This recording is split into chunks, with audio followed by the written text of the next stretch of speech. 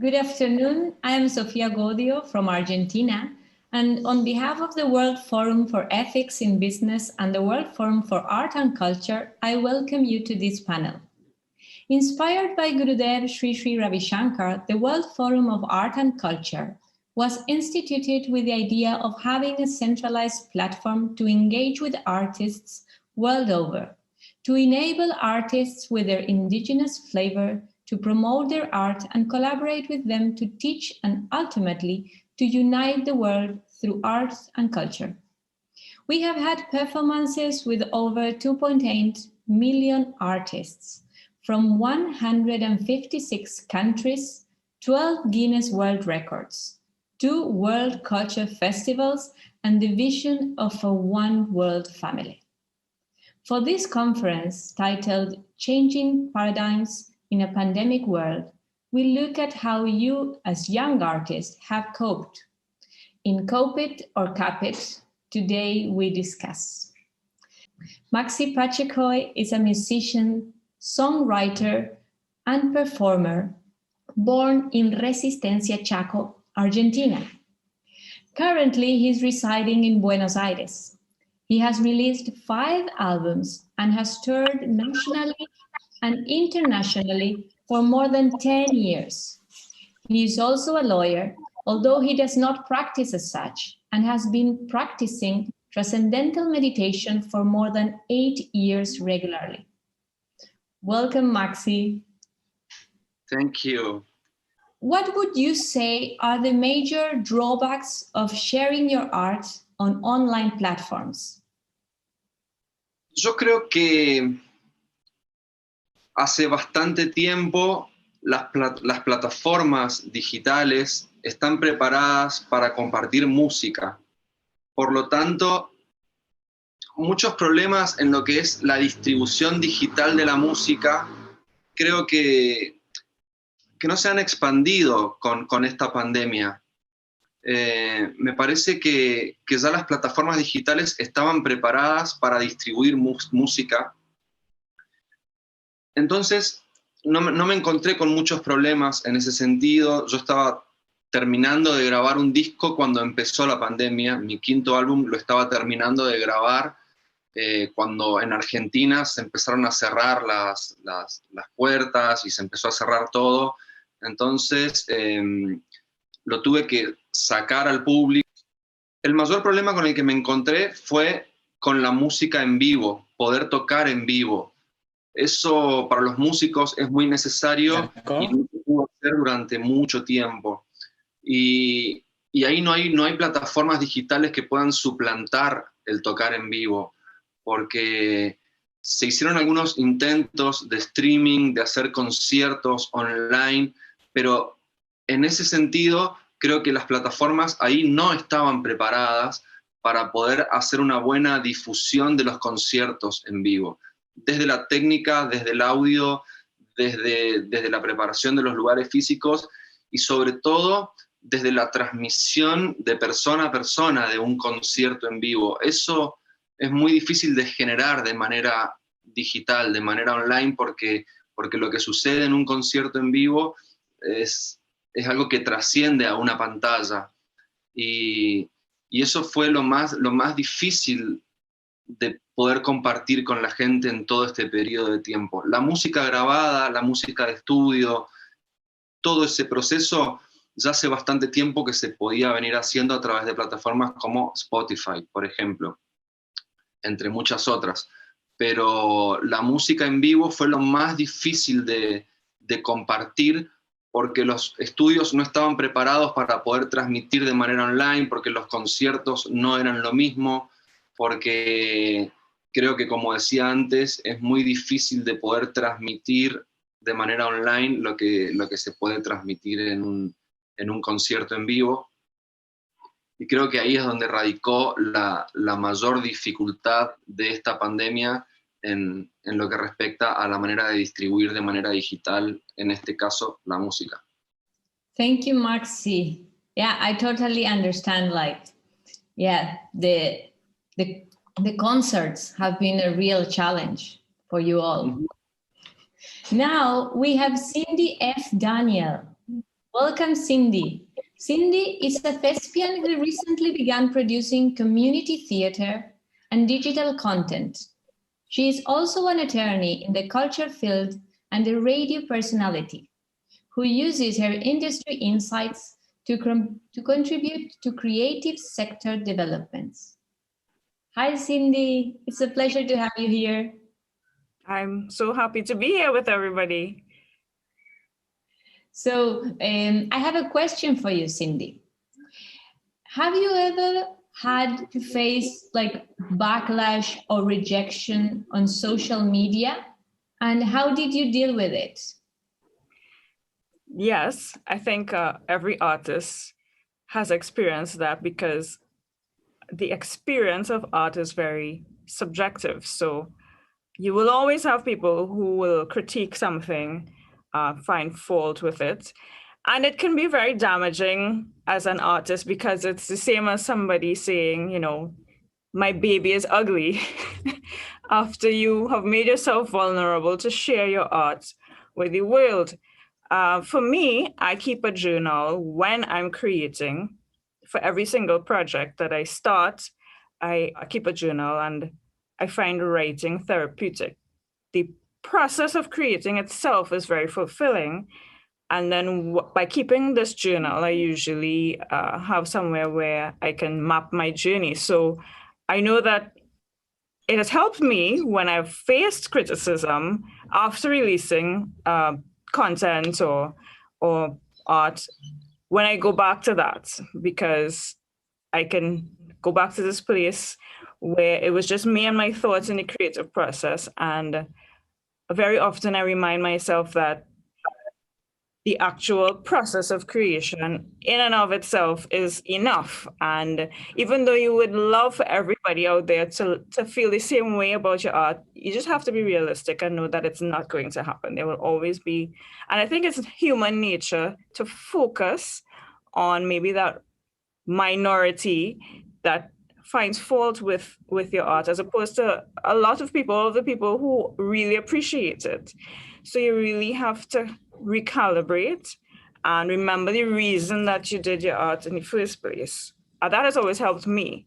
I think also now with the pandemic, creatives are sharing online and you get feedback immediately. It's instantaneous, as opposed to, let's say you're an artist, a visual artist, and you have a piece in a gallery, people have come to an exhibit. Unless you are there standing in front of your painting, you don't necessarily get that feedback immediately. So with comments on social media, as the artist, I think it's good to take a break sometimes. Just unplug after you've released your art, because it can be challenging for mental health, I think, for artists. And sometimes discouraging if you allow yourself to focus on the negative. That has always helped me. Sometimes it's just good to detach. If you have somebody you trust, you ask that person to moderate your comments, give them, and filter the feedback for you. That's beautiful, Cindy. I think it's like a great advice, no? The thing of like having a little bit time off social media, like doing your journal, and just because feedback is so instantaneously, and like sometimes they don't even measure what they're saying, Yeah, you want to avoid taking it personally, but sometimes we are sensitive, especially artists, because it's a part of you that you're reflecting to the world. Totally. Thank you so much, Cindy. Great. So now we have Ivan Runge. Welcome, Ivan. Hi, thanks for having me. Ivan grew up in Quebec. He's from Canada and studied the violin at the Conservatory of Music before moving to Ottawa to pursue his master's degree. He is a permanent member of the Ottawa Symphony Orchestra and a part of Musk Ox, a chamber folk trio. Ivan performs regularly as a solo performer or with one of his bands and teaches violin as well. He has been practicing yoga and meditation for nearly 20 years. So, what do you think audiences are harsher or emerging artists on online platforms? What would you say to them also? I don't necessarily think that that's the case, especially given the pandemic. I think people, because we can't attend live concerts, people are looking for music, and I think people are much more supportive of emerging artists. You know, I can't speak for every emerging artist because I'm just one artist, but in my personal opinion, I think that we're well received. With my band Muskox, we played a show about 5 months ago, and we were able to play, and it was streamed all around the world, and we had amazing response. So I think people are very understanding of the situation and very appreciative of any form of music, especially now that we can't have the live performance. I think that the setting is obviously much more intimate. It's just you and the camera. There's no feedback from the audience. So it's a much more intimate experience. You're very almost more aware of your playing, and the experience is much more sort of within, rather than seeking for that response from the audience. I agree with Max, though, that it is difficult to not have, as artists, we really do appreciate having that direct response from the live shows. So speaking as an artist, I do miss having live shows. But coming back to the question, I generally think that people have been very, very supportive of artists. Possibly some people have been harsh on emerging artists, but I can't attest to that. Personally, it's not my experience. I also released some solo tracks for the first time on my Bandcamp, and had a really good response from that. So therefore, my personal experience has been very positive, and I haven't had any kind of harsh remarks whatsoever in that regards. Well, that's beautiful what you're saying now. So then the thing with the social media, you have found it being like a lot more positive than negative with the feedback and everything. I would say I've only had positive personally. So I just think that people are very welcoming of any kind of music that they can get and they can hear. And, you know, I personally, I'm very supportive of all the musicians that I see, like on Instagram, or all these new musicians. Personally, it touches me, and I just want to support them and encourage them. So I think that that's a kind of a general consensus as musicians. We feel a lot of support rather than being criticized, especially at this time, you know. That's beautiful. A lot of empathy has grown in people, and also in the community of artists, like more support between each other. Yeah, absolutely. Definitely. That's amazing. Yeah. Thank you, Ivan. Thank you. So now we have Satish Segovind. He's a life coach, poet, teacher, and founder of School of Soham. Satish has a passion for sharing love and light in the world. And being inspired by Sri Sri Ravi Shankar, he is on a mission to bring uplifting education to the world.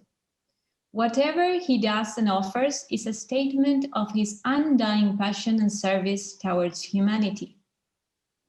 Hi, Satish, welcome. Hello, everyone. Thank you very much for being here together. It's a pleasure to have you here in this amazing panel with so much talent. And I have a question for you. Yes, please ask. So what are the ways or tools you use to overcome the challenges posed by technology to artists? And what are the tools you have used to overcome challenges and stay mentally strong also? So this is a really nice question, because you have both things happening, right? Like you have in the world, whether it's physical or virtual, in the digital space, you can have the good and the bad, and it's where you focus on.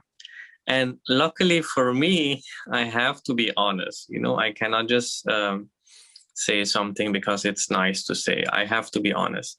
In the country where I live, the effects of the pandemic hasn't been that severe, or that people felt isolated all the way, But again, when it comes to seeing how technology works and what are the challenges, definitely there's this challenge of feeling, okay, I can't connect with my friends, or I feel kind of alone. So what always worked for me is that how well have we used technology, right? What is your intention behind it?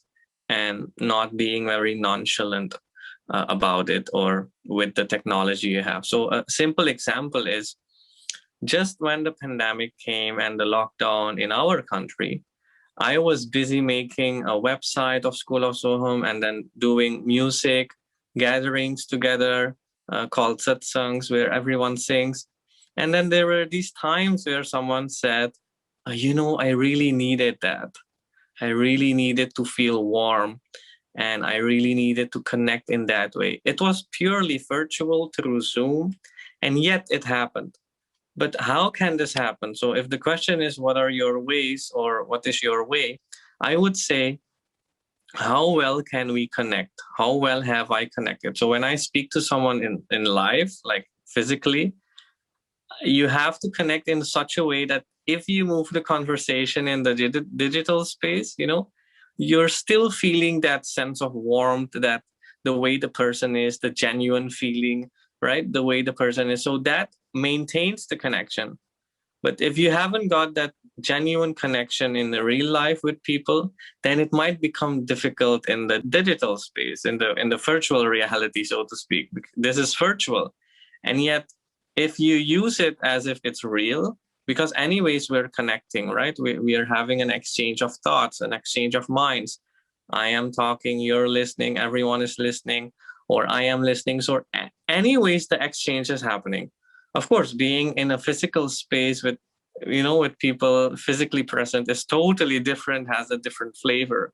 But yet I can guarantee from personal experience that there are ways. And I would propose the major way is, how well can you connect? Go deep, have conversations where you can be vulnerable, even as an artist or as a coach or whatever you do. Just connect with your audience in a vulnerable way. And then they will see, whoa, it's very human, like to be vulnerable, and I can also share. So these things happen to me, and I can assure everyone, just like Ifan also said, it does not need to be necessarily negative. It's just where you put your focus on. And I think it's possible because it has been proven for me and for so many other people around me, like with the people whom I have made the website together, my friends. We do good things together. We have done online workshops, and it's possible. So I would say connect, be vulnerable, and it will happen. That's beautiful. Or what do you use to be like mentally strong? And to definitely, yes, mental stability is easy. It's definitely, you have to unplug. Someone said it before, Ifan. Cindy said that you have to unplug. Journaling, meditation, breathing exercises, these are done, all the time. You can easily find something on YouTube. There are even 1-minute meditations by Headspace. So there are enough, you want 10 minutes, 20 minutes, 30 minutes, 50 minutes. There is a whole ocean of technology or tools available to just center yourself. So for me, it's always, I am very lazy. So I have the Sattva app and I just scroll and I pick a random meditation, and then I just know, okay, I'm centered and I can work again, and I can do whatever is needed, no matter what the challenges are. Great. That's amazing. So like being centered to be able to be vulnerable and connect. And connect, yes, because I have been coaching people for the last 10 years through WhatsApp, and they have seen the benefits. So they can still remember, hey, you helped me with that, 3 years ago. So before the pandemic, I was connecting with people all over the world through WhatsApp. So the technology is the way you use it. I have to say, it's the way you use it. Or I have had comments of people saying through social media, hey, you sang that song and it really touched my heart, and can you sing it again or whatever, it's all about how vulnerable can you be. And then it's not about, everything needs to be needs to happen this way or this way. It becomes kind of mechanical, it's not organic anymore, it's not human. So even technology can have that human touch. That's beautiful. And do you find it's easier to be vulnerable in the virtual way?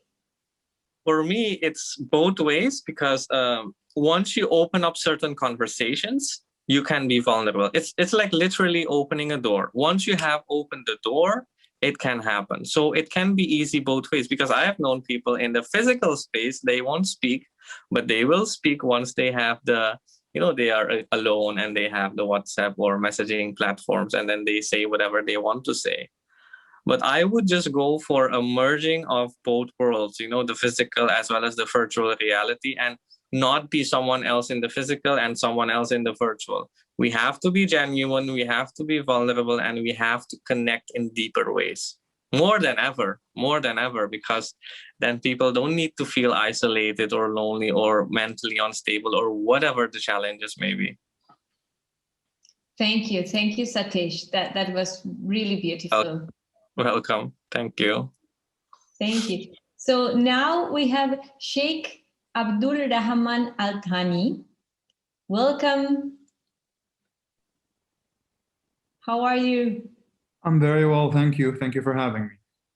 So Mr. Abdul Rahman Al-Thani is a Qatari interdisciplinary artist, multi-instrumental musician, and a composer. Graduated from Georgetown University with a degree in culture and politics, with a focus on Arab society, history, and culture. His educational and artistic journey reflects his love for local culture and art, which is expressed through his artistic exploration of local music. He is currently working on co-creating an online platform that fosters a regional musical community, archive, and educational tool under the name of Mirwas Collective. Wow, that's amazing. Thank you. So, Mr. Abdul Rahman Al-Thani, we have a question for you. So, I wanted to know, your art is totally dependent on how creative you are.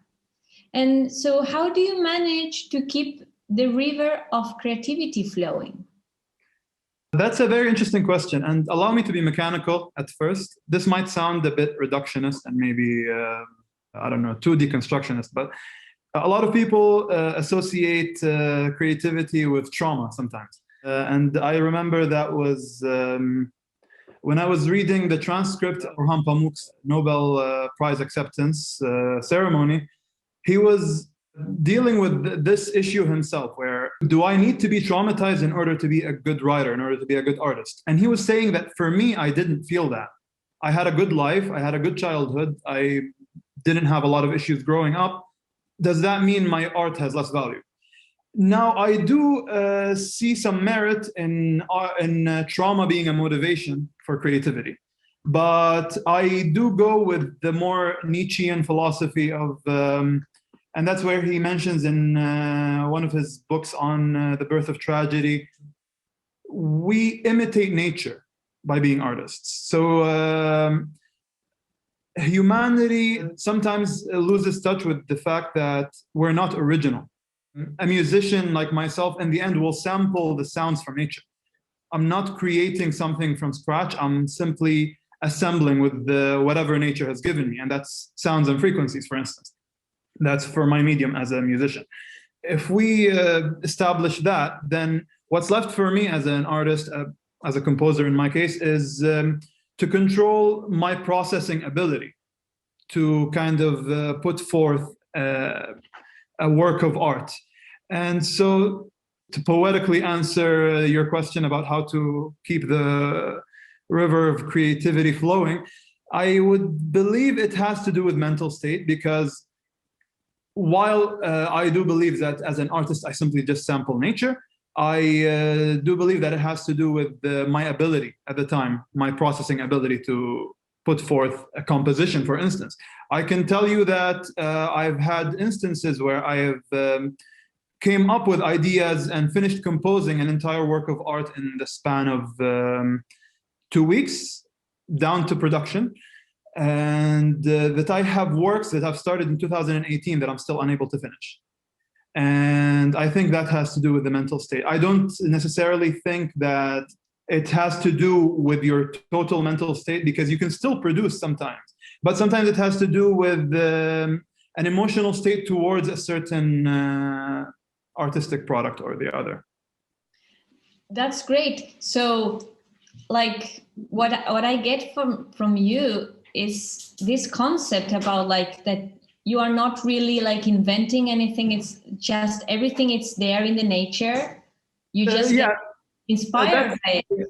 That's a very dark way to look at it, but I'm like, it's just a simple deconstruction of how I think it is.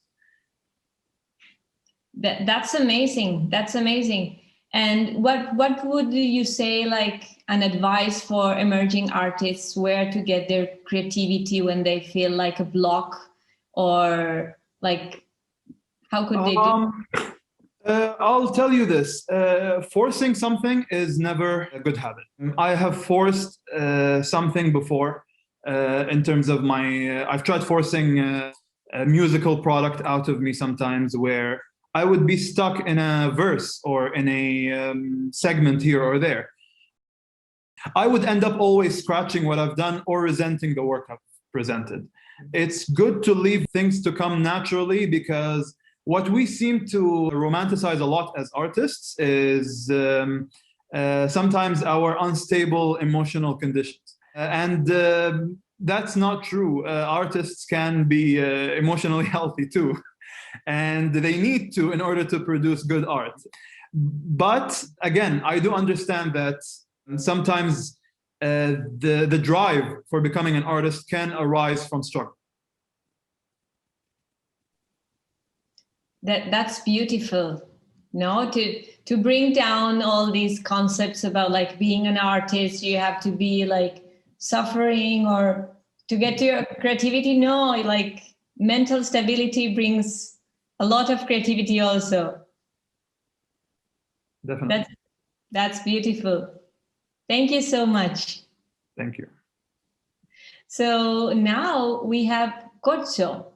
Kocho is a Togolese artist and Afro musician. Hi, Kocho. Welcome. Merci beaucoup, merci pour l'invitation. So I would like to know, with the world coming to a stop, being in isolation, what did you feel was important to you?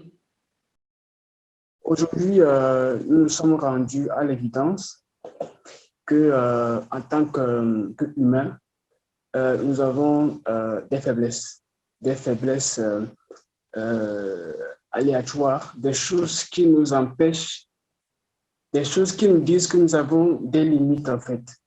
Et nous ne pouvons pas nous prévaloir et dire que nous sommes au sommet de tout. Aujourd'hui, le monde est en arrêt et nos savoir-faire prouvent que nous avons toujours des choses à apprendre des autres.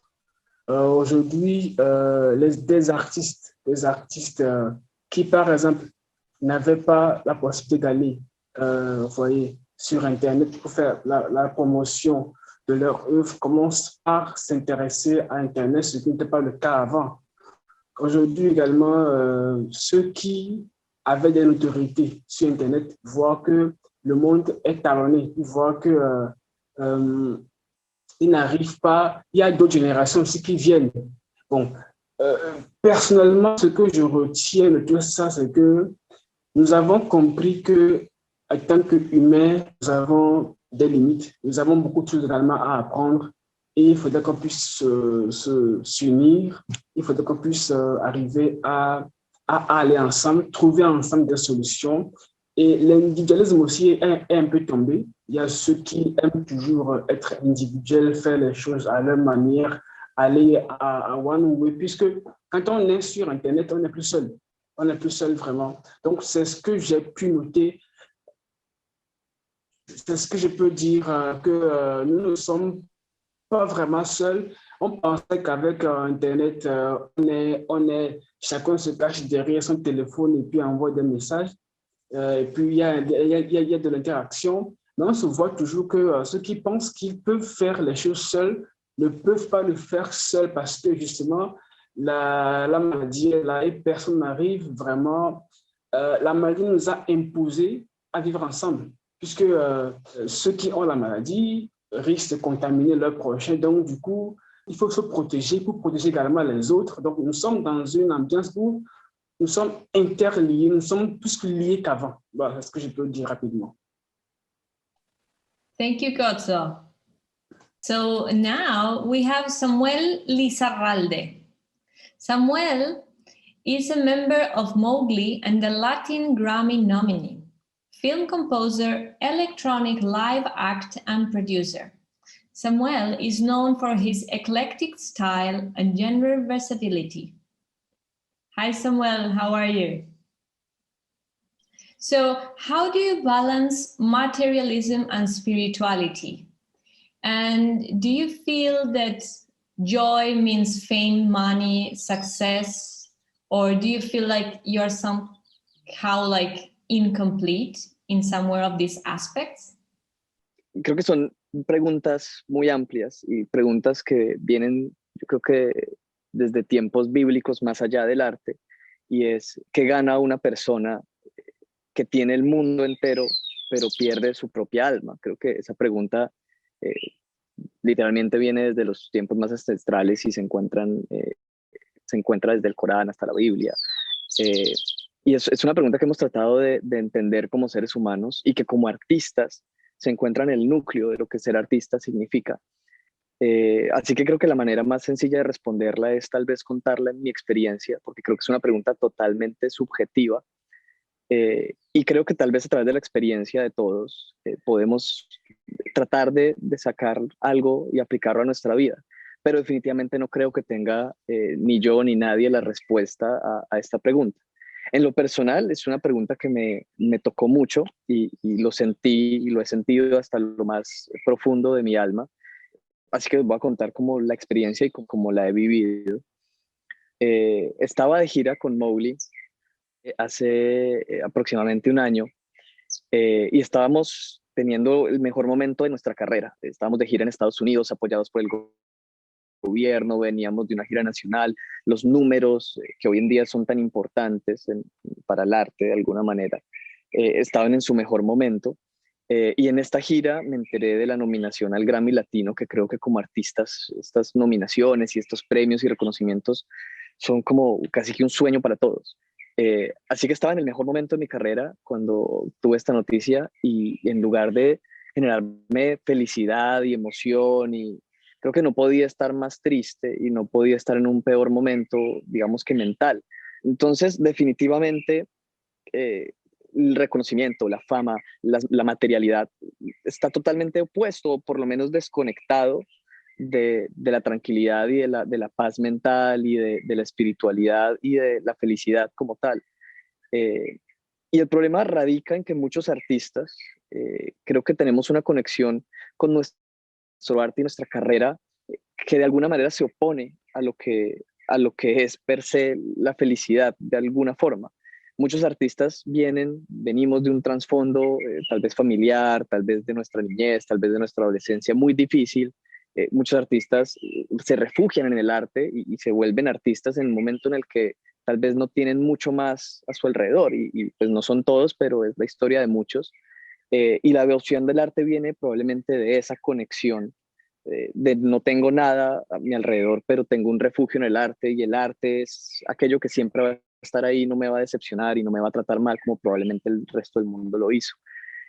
Así que ponemos todo nuestro corazón en el arte y nos olvidamos de lo que hay alrededor y de lo que en verdad es la vida y la felicidad, que no se trata de cumplir objetivos o de darlo todo y sacrificar nuestro bienestar por una meta, sino es todo lo contrario. Yo creo que la felicidad se construye a lo largo de nuestra vida. La felicidad no se trata de nosotros, la felicidad se trata de lo que damos, de lo que compartimos con los demás, de vivir nuestro día a día y vivir vivir acá, en el momento, y no esperando resultados y no esperando a que la felicidad llegue de algo más. La felicidad no llega de los premios, no llega del dinero, no llega de un ideal de algo más allá. La felicidad está aquí y está en lo que nos rodea y está en este mismo momento a nuestro alrededor. Entonces creo que es una pregunta que se sobrepone mucho. Es una pregunta que está en constante, sí, en una constante pelea, en la fama contra el hoy en día, el sueño contra lo que tenemos en nuestra vida.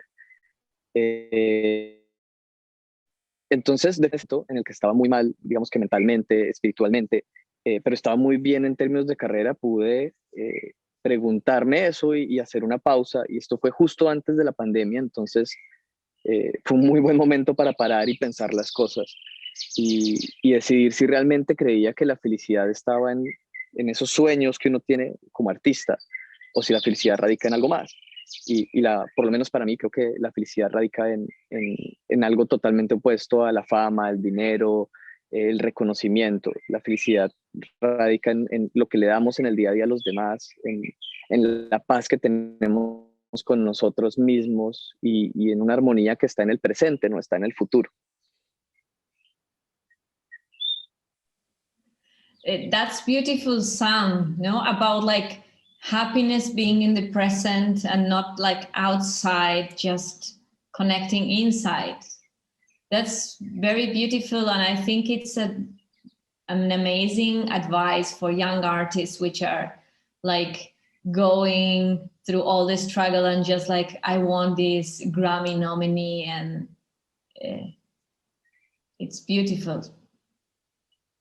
Gracias, sí, de eso se trata. Creo que como artistas muchas cosas nos apartan digamos que del resto del mundo. Creo que tenemos una sensibilidad muy fuerte y por eso mismo muchas veces hay un contraste con muchas cosas.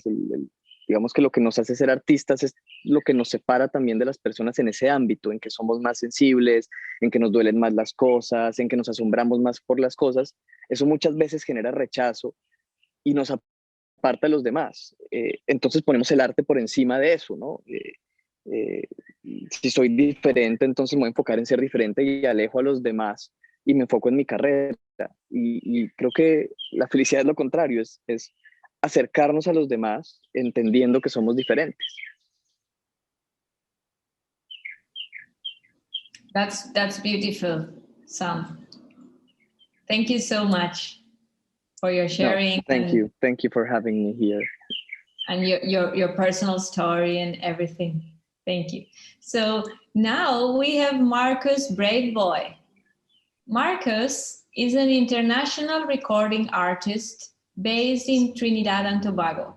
He's also a law school graduate and the CEO of his own digital marketing agency, IKE, I Know Everybody, as well as a co-owner of the motivational lifestyle brand Addicted to Progress.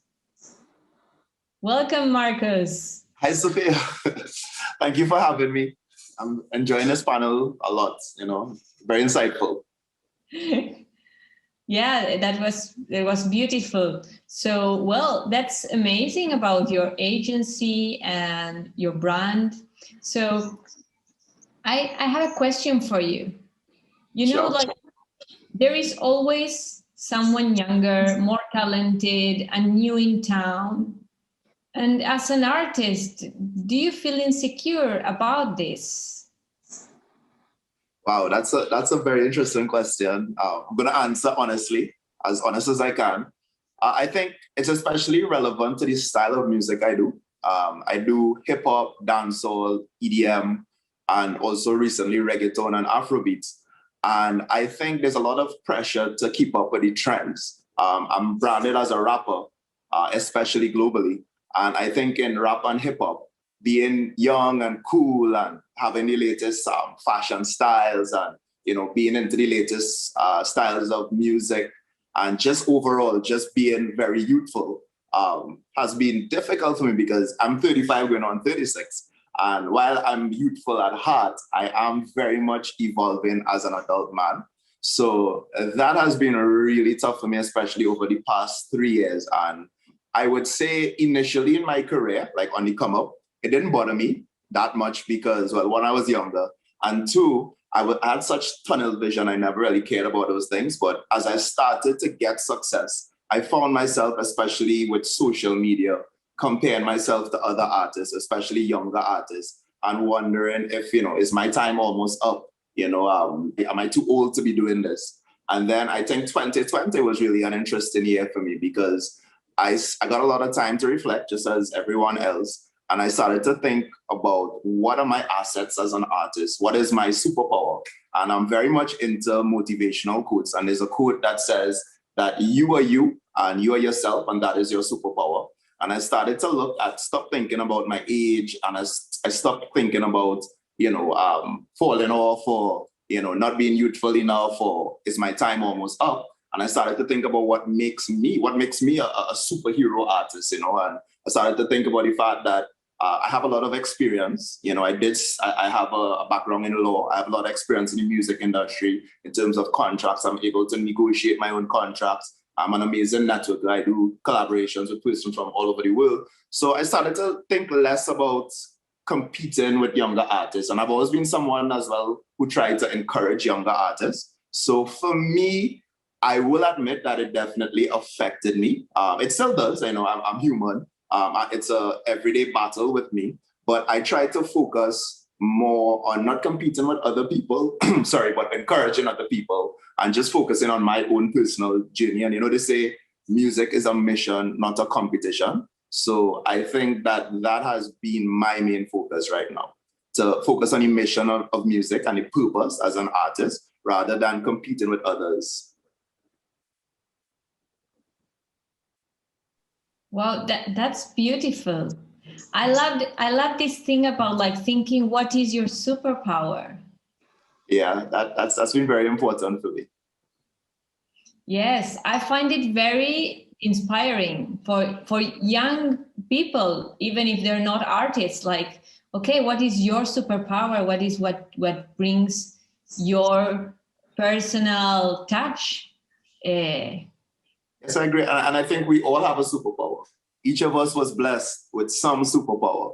And I think that makes you unique. And you have to stop comparing ourselves to others. There'll always be somebody who you think is prettier or better looking or, more talented than you. But you are your own superhero, and you have your own superpower, and focus on that. That's beautiful. That's beautiful. And well, I guess you translate this message in all your art and in your consulting and everything. It's really inspiring and uplifting message for everyone.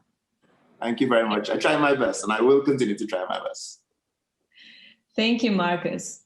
Thank you for sharing your talent with this whole world. And I hope each one of you will continue growing in your careers and spreading your art. And it was a pleasure to have you all here today. So stay tuned for the next session. Bye. Thank you. Good afternoon. I'm Deborah Joy Eklov from Canada. On behalf of the World Forum for Ethics in Business and the World Forum for Arts and Culture, I welcome you to this panel. The pandemic has changed our lives in many ways, but one that is likely to stay for the long run is the increasing dependence on the internet to stay connected. While online platforms have created a profitable avenue for virtual offices, schools, and meetings, it also required a paradigm shift in how we consume art and how art can reach us. To the millennials, this shift may have been inevitable, if not preferable, but there exists a league of established artists who have thrived through real-world performances, enchanting live audiences with their art. But with strict restrictions and sanitary regulations, such spaces of common sharing have been forced to shut down. This has, however, not stopped our panel today in sharing their performances. They have adapted, adopted, and assumed the internet. In these difficult times, these glimpses of their blissful heart have managed to uplift many lost souls. Some have even been able to widen their audiences through the global reach of the internet. Let us understand today how they have managed to complete this transition, what have been challenges, and what they believe lies in the future of performing arts. It's my pleasure to first introduce Lenka Lichtenberg. Lenka is a Czech-Canadian musician, composer, and producer who aspires to build bridges among cultures in a passionate and awfully deeply spiritual celebration of her roots. She has released 7 albums and won the Canadian Folk Music and International Independent Music Award. Lenka's latest project is The Thieves of Dreams, based on poems she recently unearthed that were written by her grandmother in the Theresienstadt concentration camp during World War II. How, Lenka, has the pandemic changed the experience of sharing your art? Well, thank you for your introduction, and thank you for inviting me to be part of this forum. It's very special, and it's a great honor for me to participate.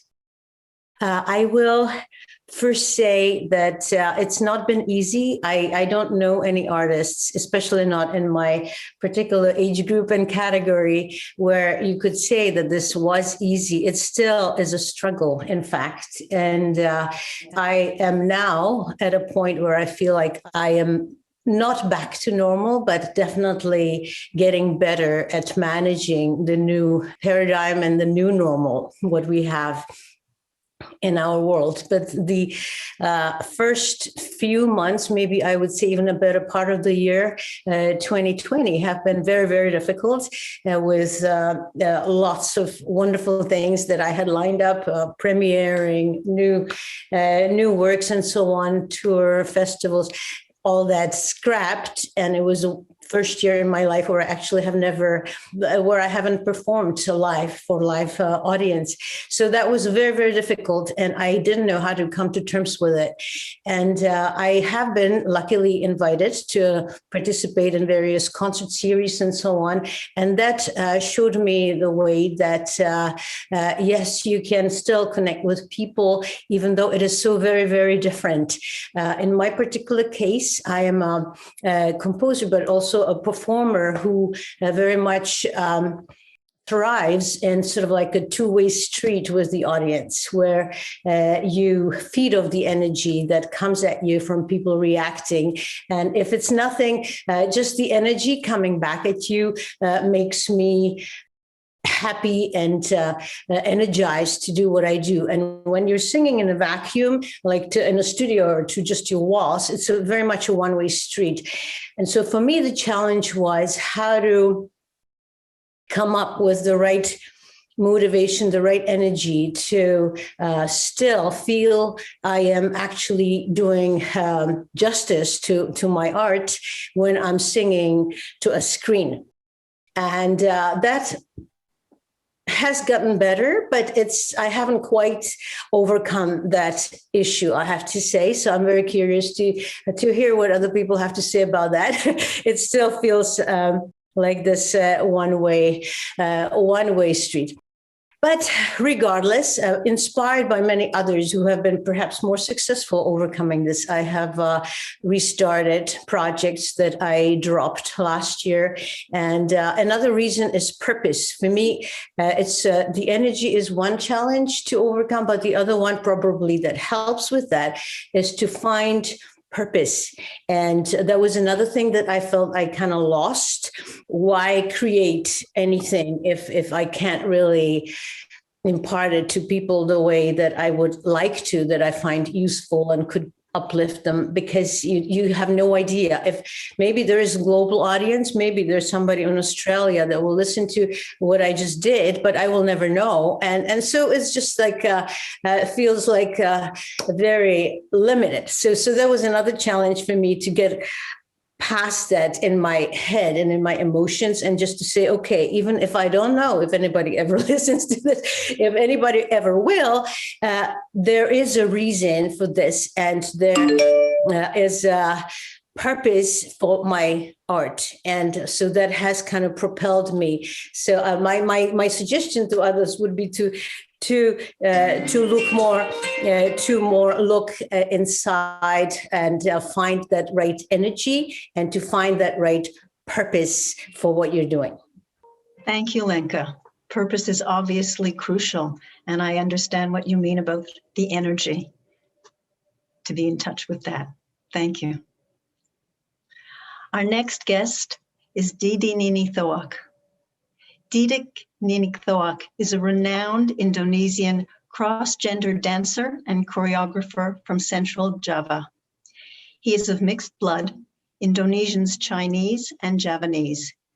He has learned many other classical dance forms, such as Indian, Japanese, Chinese opera, Balinese, and several others, and has collaborated with international artists and performed internationally.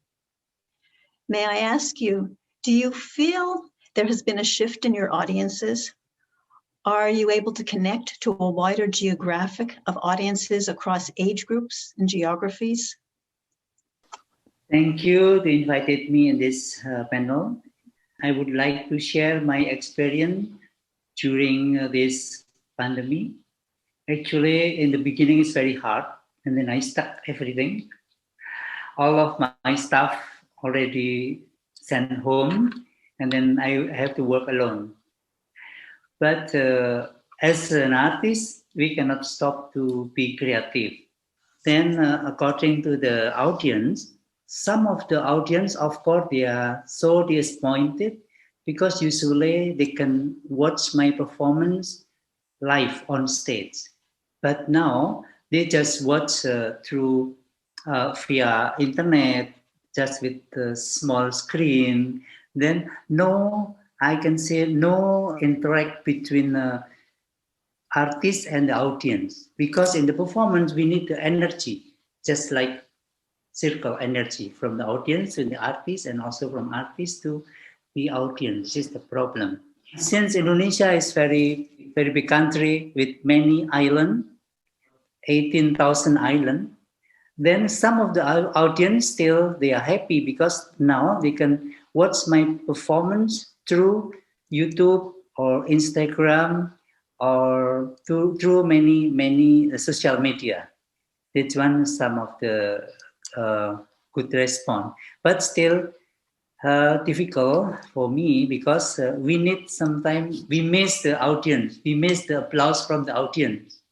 The problem is, for example, I have to perform comedy because my performance framed with the comedy. If I have to joke in the front of camera and then nobody laugh, and then I feel very strained in the beginning, very difficult, because usually if we perform comedy, then the people laugh, they just make more energy to the artist. And this is, I cannot feel this for a while, but I still do something. That's why I work a lot in YouTube with many drama or with many dance lessons through YouTube and also online performance. But the problem is in Indonesia, the live performance, through social media is, we can say, unusual. The people not familiar with this kind of system. That means we have to teach the people to more understand how look like the performance through social media, through the internet, through the YouTube and so on. I think this one. Thank you. Yes, thank you very much. The feedback and relationship with the audience, so crucial to our arts. Thank you. Next, it's my pleasure to introduce Yuriko Lochon. Yuriko is a practicing artist who studied art at a well-known art institute in Kyoto in Japan. Marriage is the reason for leaving her environment and throwing herself into a situation where she is inventing herself as a person and an artist who sees things from a just and fair point of view. Yuriko, the pandemic has isolated human beings around the world. All types of art forms have helped bring solace to people. Being an established artist, have you managed to own the online space to teach your art to people around the world? Yeah, thank you very much for inviting me to have a chance to share my ideas and experience the pandemic time. Frankly speaking, I still could not adjust to the situation, and it's still a kind of a process of finding myself while I'm in such kind of a situation. And for me, so to say that the experience which you can get through the internet, as far as the art objects or painting or such kind of things are concerned, it is as Lenka also told, and it's like performing art. It's absolutely a different thing. It's going to be a different experience, I think, and it cannot be replaced. Two things are absolutely different thing, it seems, and it can be grow in this different way, and it cannot be treated as the same.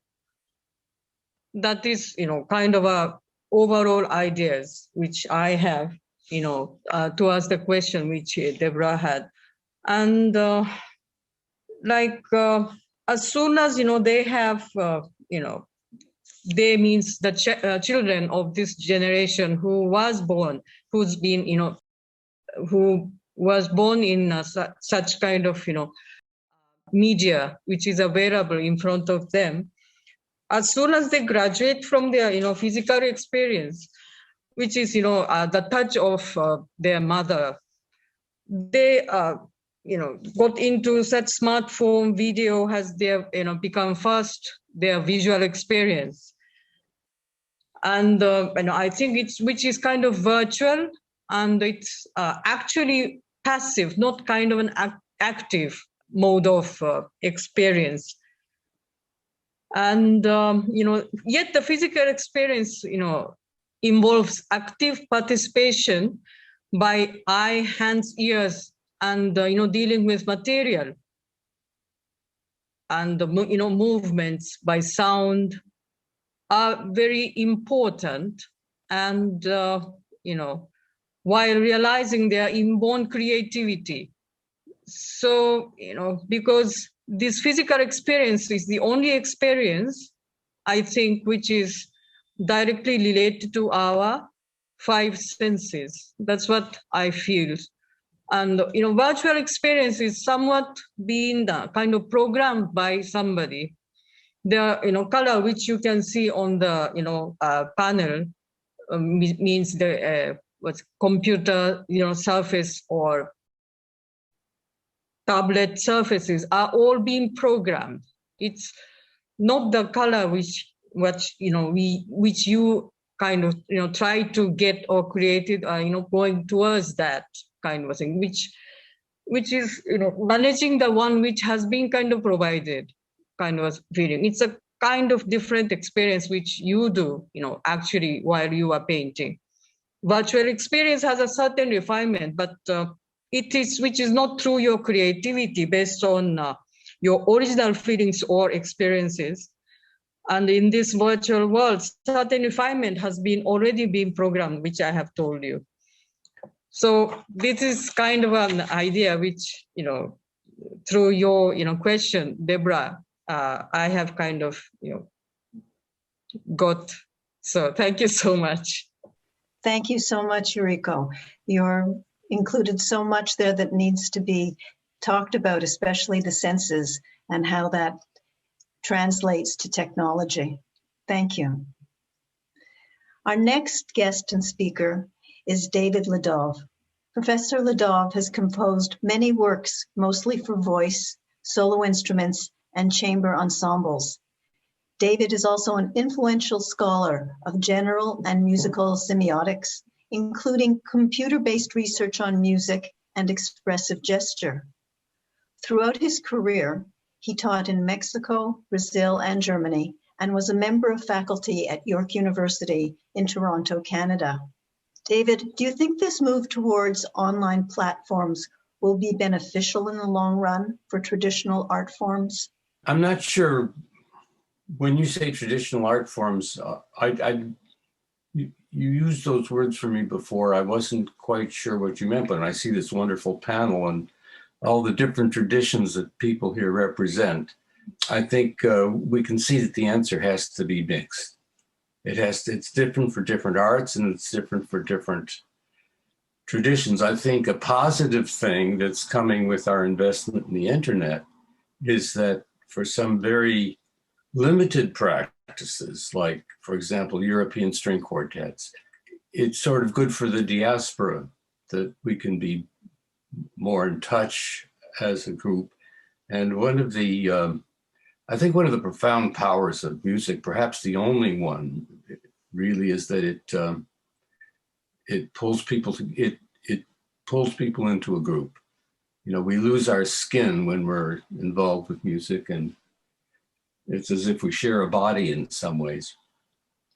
And I think having the internet as part of the mix, I think that's an enrichment. But I have to say, that's certainly not one that depended on the pandemic. Music has always been very responsive to new technologies, I think. And I think you could take that all the way back to inventing new ways to make a pod rattle. Right through history, if there's a new technology, music is quick to take advantage of it. That meant iron and steel in the 19th century, when it meant the piano became a loud instrument because the strings could be held on an iron frame or steel frame. And Wagner could invent his new tuba and so on. So there's always been this effect of, I think probably of all the arts, of humanizing technology. That being said, the three speakers who preceded me, I would say they're spot on. One thing we've lost and not figured out how to compensate for is the loss of frameworks. I was watching a wonderful concert on the internet yesterday at Array Music here in Toronto. Joseph Petrick, who's a master of the button accordion, played a series of pieces, but they were terrific.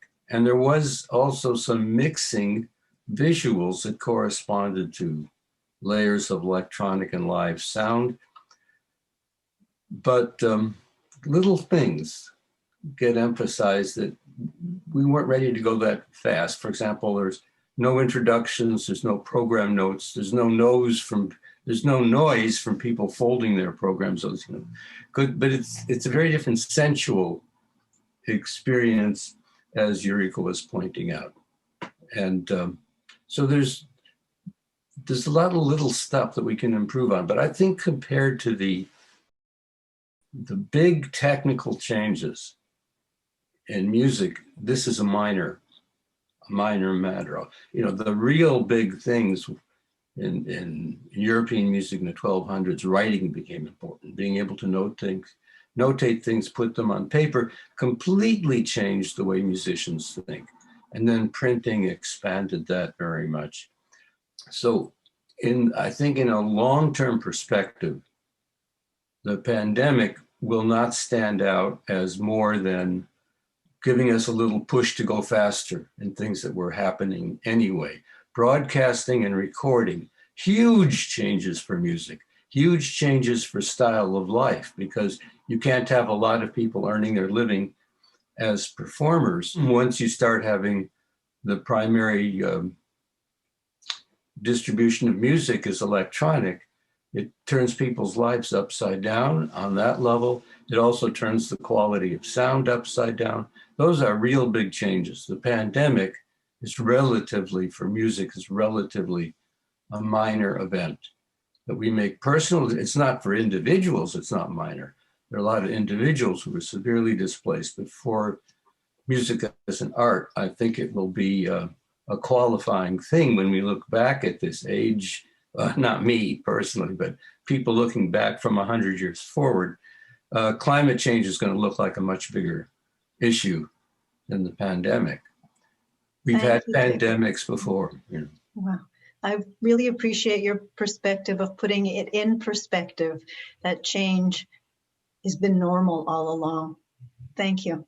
Our last speaker on this panel is Ayu Lakshmi. Ayu was born in Singaraja, North Bali. She's a singer as well as a gifted songwriter, dancer, actress in film, and theater performer. Her music project, titled Swara Semesta, employs many musical idioms from across Indonesian culture and features undeniably religious and spiritual undertones. Lakshmi has been participating actively on numerous stages of festivals, both locally in Bali and internationally. How have you been to practice and promote your art online? And how have you been able to manage with the fast pace of interactions on social media platforms? Thank you, Deborah. First of all, I would like to say thanks for all of the parties who organize this panel, and I'm so grateful to be a part in this discussion. It's really interesting. And I'm going to continue the answer of your question, Deborah. I practice every day, everywhere in my daily life, communicating to a family at home or among my friends and to people I met, could be anywhere. It's not specially intended, but most of the time I present myself in an artistic way. Even though the things that we discuss or we deal with just an ordinary things. So if I can say I celebrate every single day with a theatrical presentation, whether it's through music, dance, poetry, and acting or theater as well. So as we all know that I'm living in Bali, and in Bali we have so many celebrations, we have so many ceremonies, and most of the Balinese like having their daily life is it's in the theatrical presentation.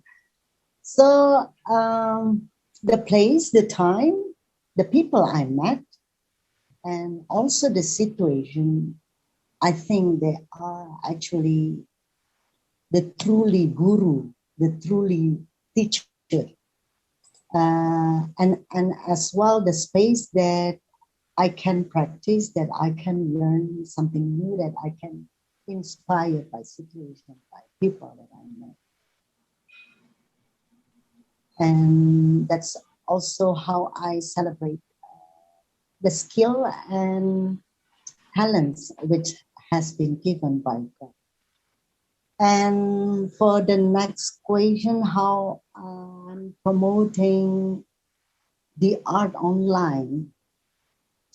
Well, of course, at the beginning it's quite difficult because most of the time I work alone.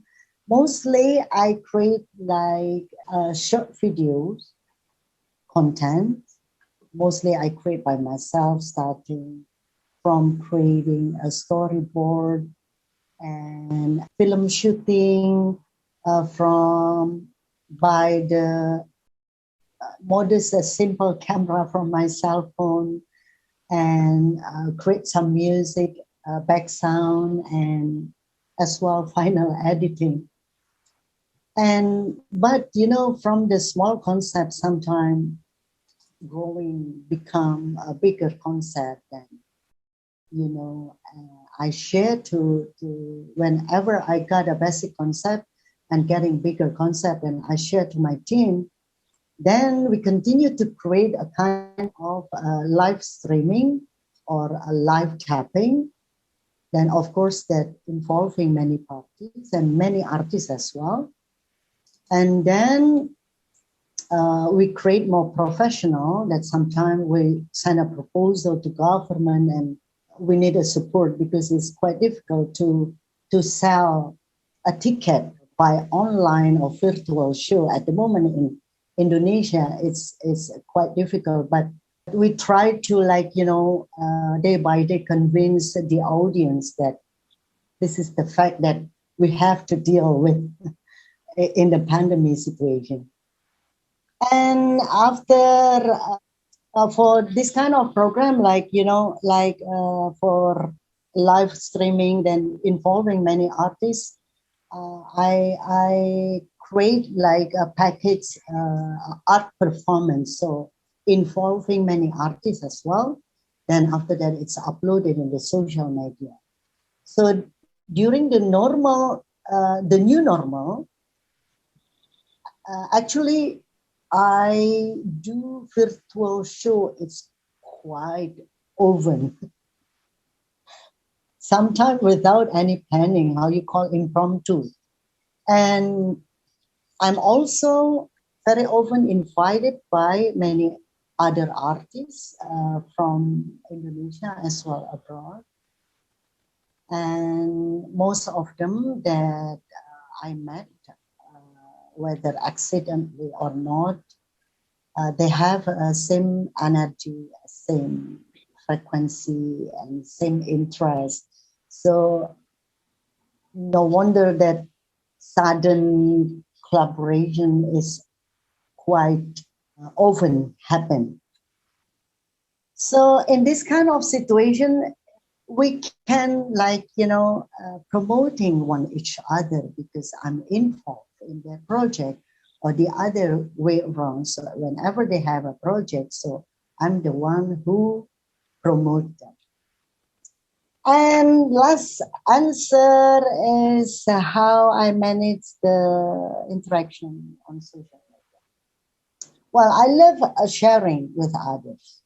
For sure, the things that I share, the things that I know, at least the things that are directly related to me.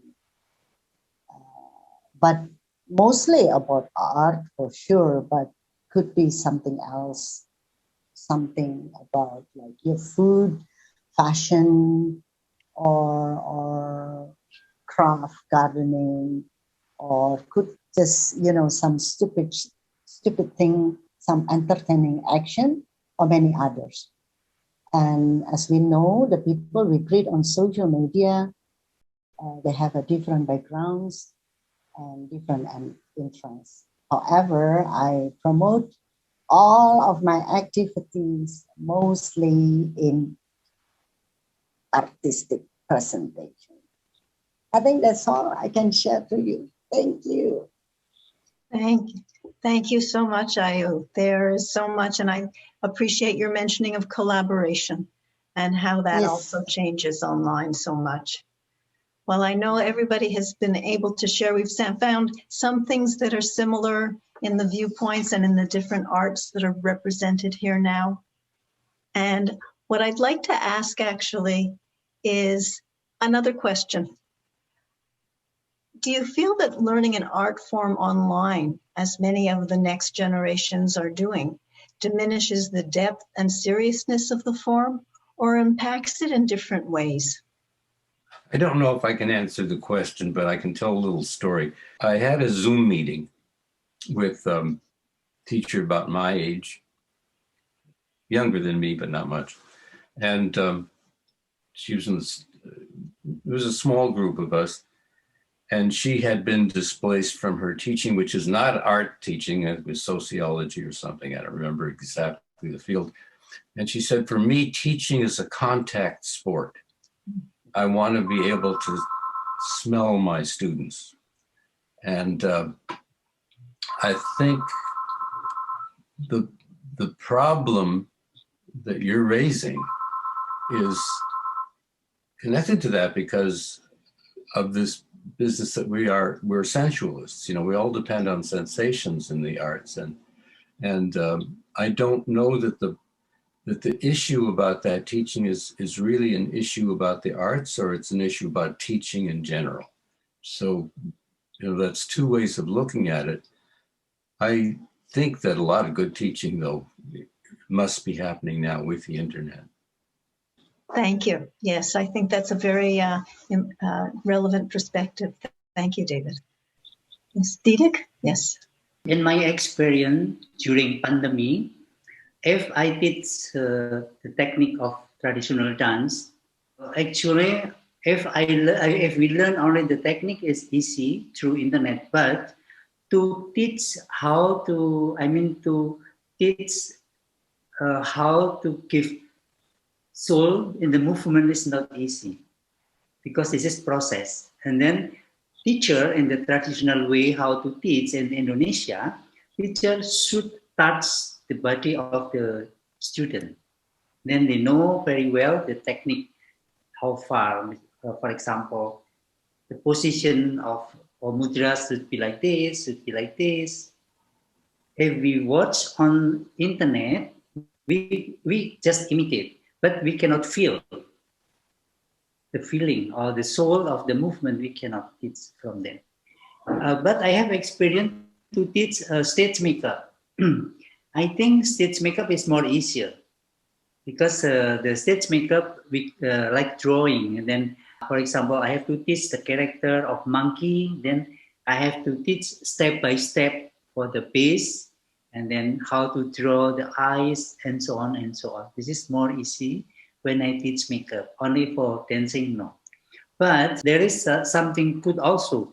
If we have recording in YouTube about how to teach dance, actually, this is kind of preservation technique. Then our technique or our dance style still we can see on YouTube. This is something good also, because I think the documentation is not easy, because of the technology now is everything digital. Sometimes I have a very huge documentation in my office about many different performance and many different activity I did. Sometimes because of human error, then I lost. For example, I already lost 1 terabyte hard disk, a lot of documentation. This is very hard. But when I put documentation in YouTube, at least they still somewhere else. And we still keep that kind of another technique of preservation, I think. This is my opinion. Thank you. Yes, very interesting, the combination. It's a technology, and it really is what we do with it. Very interesting. Thank you. Want to comment, Lenka? Yes, please. I wanted to share my experience leading a choir, which I suppose would qualify as teaching traditional type of music as an ensemble. It's something I started like right when the pandemic started last March, and we've had sessions with the choir every week since. So that has been really a spectacular experience in many ways, where, of course, music is particularly bad for Zoom, of course, because of the delay. And so I cannot hear my choir members. It's 9 wonderful ladies, but they hear me. And I think somehow the experience of sharing the music together, and we talk in between each song, and I have suggestions and so on and so forth, but I can never hear the choir as a whole. So it doesn't seem to take anything away from the pleasure that we get of being a choir. And in order to overcome that particular problem of the togetherness, I have come up with the idea, and we're working on that now, is to create a video where everyone is uploading now for me their own singing of an arrangement that I wrote. And I'm going to be putting together the screen where you see the 9 ladies singing that song, and you will hear them as well. So that's actually the only way we can be together. And we're very, very excited about this project. So the technology is both hindering us and now helping us to move forward and be an actual choir. So that's a beautiful thing.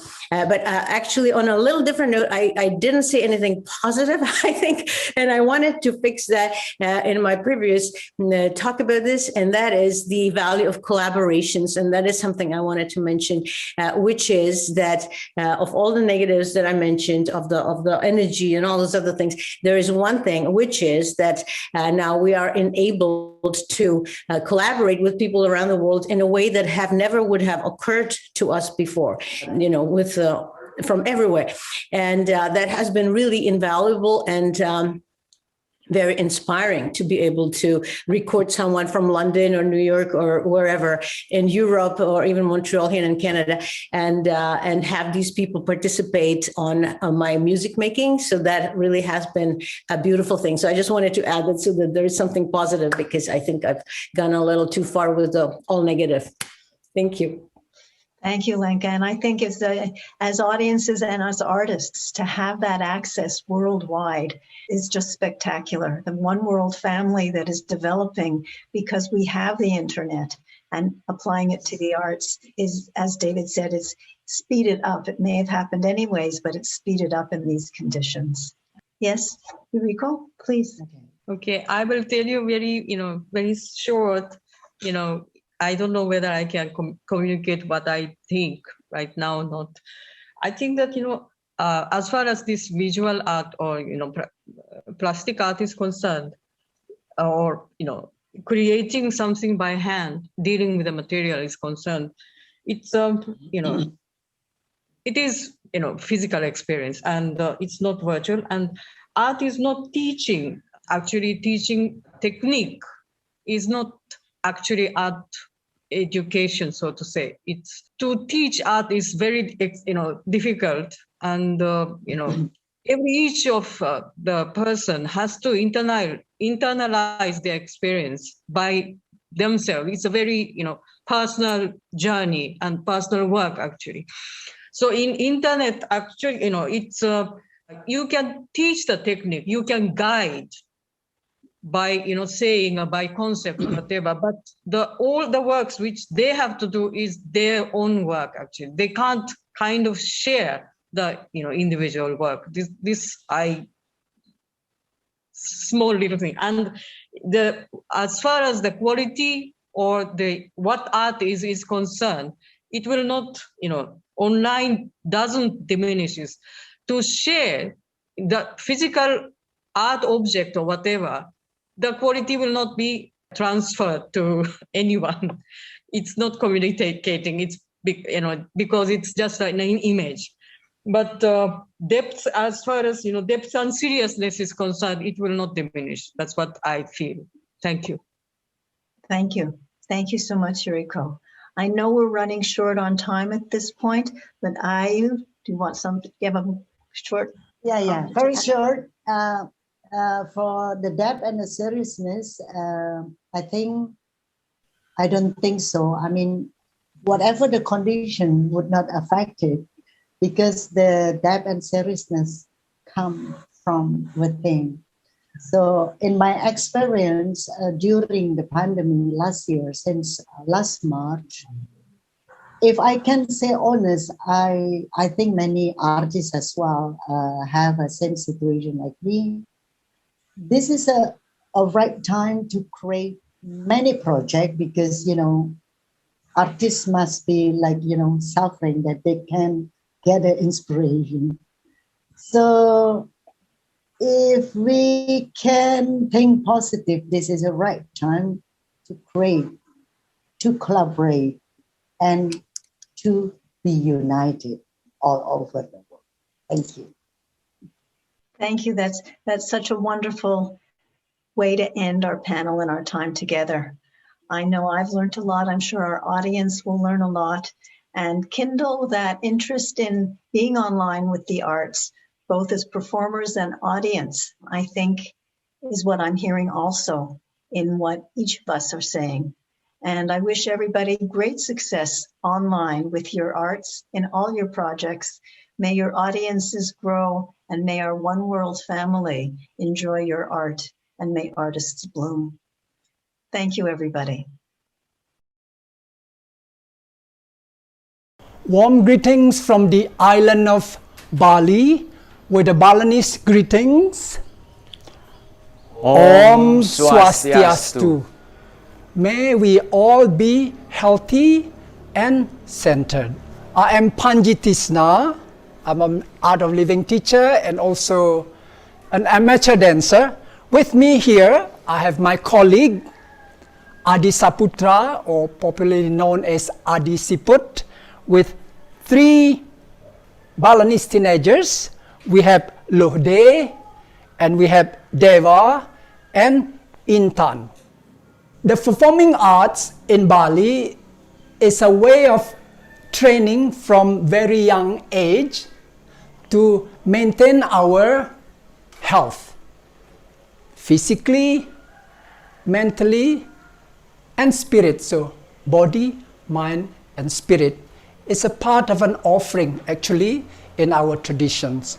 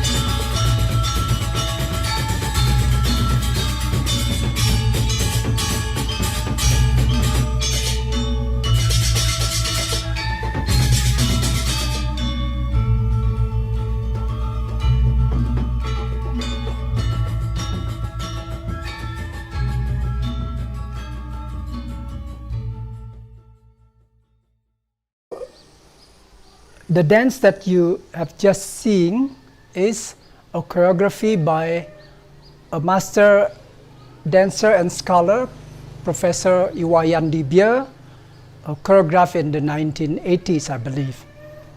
And here, we are happy to share, and hopefully what we have presented to you has inspired you in some way,